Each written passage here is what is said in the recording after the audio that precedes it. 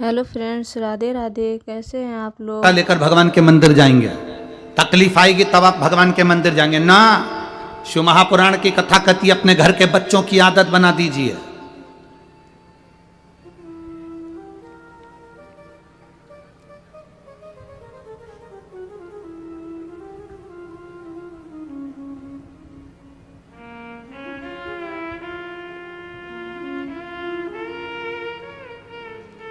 जितनी मेरी माताएं बैठी और जितनी मेरी जीजियां बैठी हैं और जितने मेरे जीजा बैठे हैं, आप माता भी और पिता भी हो।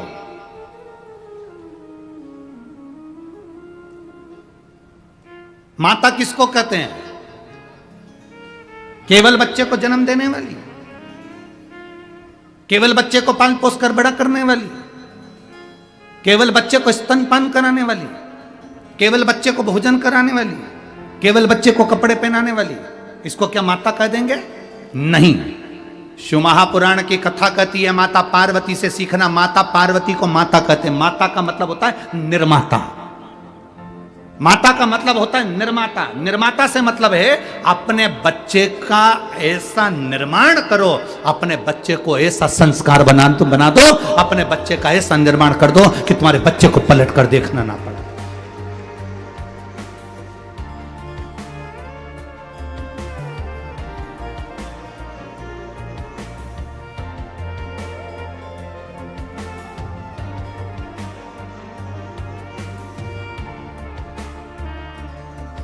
अपनी बीबी के लिए महल बनाने वाले तो ढेर सारे राजा हुए। आगरा में भी चले जाओ, एक है, ठीक है। अपनी बीबी के लिए महल बनाने वाले ढेर सारे राजा होंगे, पर अपनी मां के लिए स्वराज वापिस लाने वाला तो केवल एक छत्रपति शिवाजी ही था।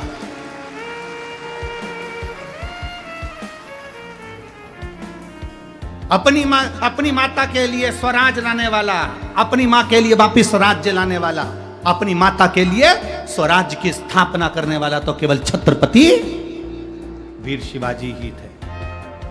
बीबी के लिए तो कोई भी महल बना ले। बीबी के लिए महल बना लेना सरल बात है, कोई भी महल। पर अपनी माता के लिए स्वराज, अपनी माता ने कह दिया कि मुझे ये चाहिए, मतलब ये मेरा महल मुझे चाहिए तो चाहिए।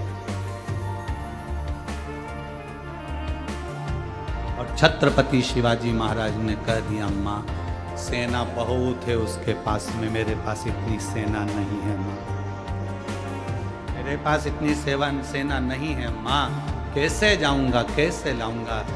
जीजा वही कहती है तू रुक, मैं जाती हूं। छत्रपति शिवाजी ने कहा मां अब तू मत जाना। जीजाबाई हाथ पकड़कर वीर शिवाजी को बाल्यावस्था से, बचपन में जब वीर शिवाजी केवल 3 साल के थे,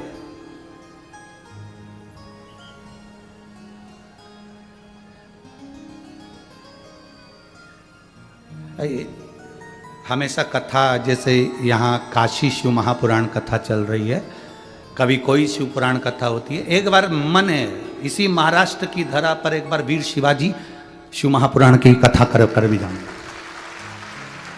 छत्रपति वीर शिवाजी शिव पुराण की कथा भी इस पवित्र भूमि पर महाराष्ट्र की, और प्रयास करेंगे जहां शिवाजी महाराज का समय अधिक बीता होगा, जहां उनका जन्म काल, जहां उनका राजपाट का स्मरण हुआ होगा, वहीं उसी भूमि पर प्रयास करेंगे कि एक बार छत्रपति वीर शिवाजी शिव महापुराण का कथा का भी स्मरण किया।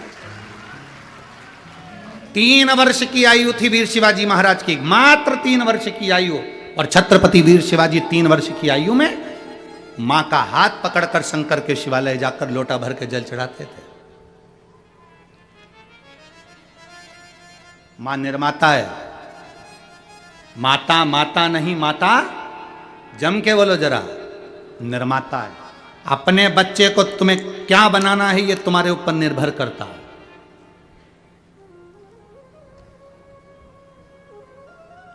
वो पहले सर्कस में शेर आते थे, तुमने देखे? अरे बोलो तो जम के। ऐसा बड़ा बड़ा पिंजरा चलता था, उसमें शेर आते थे और शेर फिर करतब दिखाते थे। अब सर्कस में शेर आते हैं? हैं? नहीं। क्यों नहीं आते? भारत सरकार ने उस पर बैन लगाया, वन विभाग ने उस पर बैन लगाया कि सर्कस में शेर नहीं होना चाहिए, इन शेरों को छुड़वाओ जंगल में। जितने सर्कस के शेर थे उनको जंगल में छुड़ाया गया। उनके गले में एक सिम डाली गई, कैमरा लगाया गया। जितने जंगल में शेर छोड़े गए थे, कुछ दिन बाद वो सारे के सारे शेर मर गए। पता लगाया इन शेरों को किसने मारा, मालूम पड़ा कुत्तों ने मार दिया। शेर को किसने मारा? कुत्तों ने। अरे कैसी बेवकूफों जैसी बात करते हो। वन विभाग अधिकारियों ने कहा कुत्ता क्या शेर को मारेगा? तब वन विभाग वालों ने कहा कुत्तों ने शेर को इसलिए मारा क्योंकि शेर पिंजरे में रहता वहीं खाता, वहीं पीता, वहीं पड़ा रहता, तो शिकार करना बंद कर दिया तो और कुत्तों ने उसका शिकार कर लिया। ये केवल शेर और वन विभाग की कथा नहीं, अपनी कथा है। अपनी औलाद को पिंजरे का शेर मत बनाओ कि घर में चाउमीन ने, रोटी ने, टुकड़ा ने, मेरा बेटा मेरा बेटा मेरा बेटा मेरा बेटा मेरा बेटा, गाड़ी दे दूंगी, बंगला दे दूंगी, मोटरसाइकिल दे दूंगी, ये दे दूंगी, वो दे दूंगी, चेन दे दूंगी, अंगूठी दे दूंगी, ये दे दूंगी, वो दे दूंगी। बेटे को लगाकर दुकान दे दी, काम दे दिया, धंधा दे दिया, बिजनेस दे दिया, सब बेटे को दे दिया। बेटा एक बार शिकार करने के लिए नहीं गया, एक बार कमाने के लिए आगे नहीं बढ़ा, एक बार उसकी जिंदगी में दुख नहीं आया, ठोकर नहीं खाई तो वो आगे बढ़ नहीं पाया। फिर मालूम पड़े कई दोस्त मिल गए, उन दोस्तों ने अपने चुंगल में फंसाया, तुम बूढ़े हो गए और उन दोस्तों ने उसको चुंगल में फंसाकर पूरा एक बार शेयर मार्केट में बिठाया और डब्बा गोल कर दिया। अब रो रहा है, मैं क्या कमाऊं, मैं तो बड़ा दुखी हो गया। महाराज जी पत्रिका देखकर बता दो, मेरी जिंदगी में सुख कम आएगा। महाराज क्या करे पत्रिका का? तुमने अपने बेटे को केवल पिंजरे का शेर बनाया था। अगर आप अपने बेटे से कह दो मेरी दौलत मत देखना, मेरा धन मत देखना, मैं नहीं दे सकती, मेरा मन पड़ेगा मैं उसको दूंगी, इसलिए मेरा निवेदन है तू अपनी कमाई करना खुद चालू कर। जब वो जंगल का शेर बनेगा, शिकार करना प्रारंभ करेगा, जब वो जंगल का शेर बनेगा, कमाई करना प्रारंभ करेगा, जब वो जंगल का शेर बनेगा, ठोकरें खाएगा, लोगों से जाकर भिड़ेगा, तब जाकर कुछ कमा कर लाएगा, तो उसको कमाई का भी अंश मालूम पड़ेगा कि 1 रुपए की कीमत क्या होती है। उसको धन की कीमत मालूम पड़ेगी कि धन की कीमत क्या होती है। लगी लगाई दुकान दे देना, व्यापार दे देना, धन दे देना, संपदा दे देना, बंगला दे देना, गाड़ी दे देना, ना ना ना ना ना।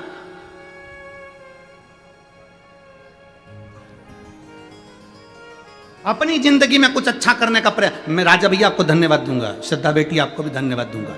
आपने अपनी जिंदगी में अपने धन का सदुपयोग करा। बनी में करोड़पति बहुत सारे होंगे, ढेर धन होगा, ढेर संपदा होगी, पर जोड़ जोड़ के केवल बच्चों को दिया। कभी जीवन में एक बार सत्कर्म नहीं कर पाए। कम से कम बनी का इतिहास रच दिया आपने, शिव पुराण की कथा करवा, ये बनी का इतिहास रच दिया कि बनी जैसे क्षेत्र में भी शिव महापुराण की कथा हो सकती है, कोयले की इस खदान में भी हीरा प्रकट हो सकता है। ये बनी के इतिहास में तुमने सिद्ध कर दिया। जोड़ा जोड़ा जोड़ा जोड़ा। हम तो ये भी नहीं कहते कि तुम किसी महाराज को दे दो, हम तो ये भी नहीं कहते कि तुम किसी को दो, हम तो ये कहते हैं अपने ऊपर तो खर्च करो, अच्छा खाओ पियो मौज करो। तुम्हारा बेटा एप्पल का मोबाइल लेकर घूम रहा है, तुम्हारा बेटा कौन सी बुलेट आती भट भट फटाका फोड़े, कौन सी रे हैं? कौन सी कंपनी की है? रॉयल कंपनी का। हाँ, ना जाने कौन कौन सी कंपनी की बुलेट लेके घूम रहा, 1.5 लाख की। और पिताजी ने मालूम पड़ा कपड़े उतारे तो बनियान में 40 छेकड़े।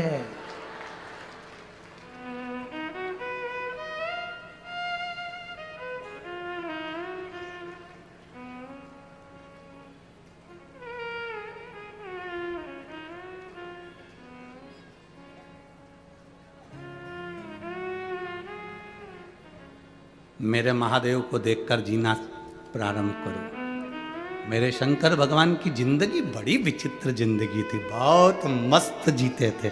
उनके चेहरे पे कभी उदासी रही नहीं। मेरे भोलेनाथ जी के जितने फोटो देखोगे उसमें हल्की सी मुस्कुराहट देखोगे, वो हंसता ही रहता है। कई लोग हमसे भी कहते हैं तुम कथा करते करते दांत क्यों दिखाते रहते हो? तुम्हारी एक भी फोटो ऐसी नहीं आई जिसमें तुम्हारे दांत नहीं है। जब देखो, जब तुम्हारे जितने फोटो बनते हैं उसमें तुम मुस्कुराते ही दिखते हो। तो यहाँ तो रामचरितमानस में कोई यशोदा जी, कौशल्या मैया राम जी से कहती हैं, माता पुनि बोली सोमति डोली तजौताते अरूपा की जैसे सुलीला ति प्रियशीला यह सुख परम अनुपा। माता कौशल्या कर रही हैं, सुनी वचन सुजाना रोदन ठाना। कौशल्या जी राम जी से कह रही हैं कि राम तुम रो। राम जी कहते हैं माँ मैं भगवान, मैं काय को रोऊं?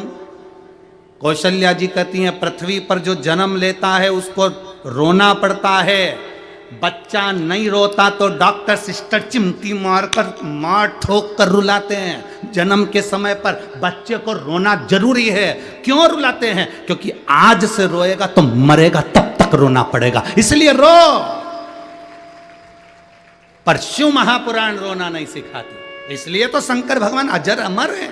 शिव जी पैदा ही नहीं हुए तो उनको रोने का काम ही नहीं। इसलिए आपसे कहते हैं शिव महापुराण केवल एक ही चीज सिखाती है, मुस्कुराओ, हंसो, प्रसन्न रहो, ठाका लगा। वो योग ऋषि श्री रामदेव बाबा जी भी अपने आश्रम में बैठकर सुबेरे सुबेरे तुमसे यही कहते हैं, हंसते हैं ठाका लगा लगा कर। वो यही तो कहते कि हंसो, हा हा हा, खूब हंसाते हैं। क्यों? उसका कारण केवल इतना सा है कि हाँ, आज के जीवन में मनुष्य की देह में कलयुग में सब कुछ बड़ा, पर स्माइल, प्रसन्नता, चेहरे की हंसी कम हो गई।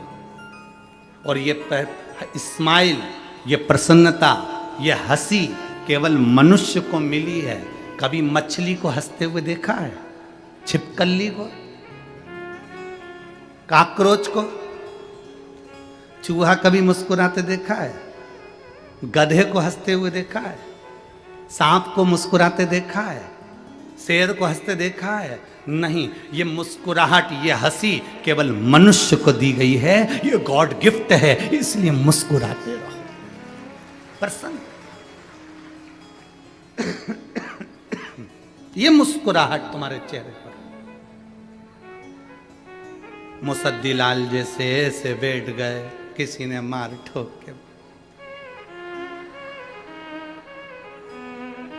ऐसे बैठे जैसे किसी ने दो चार धर के बिठाया। कथा में जा रही है, चुपचाप बैठना, दोस्त पकड़ के चुपचाप बैठो, ऐसे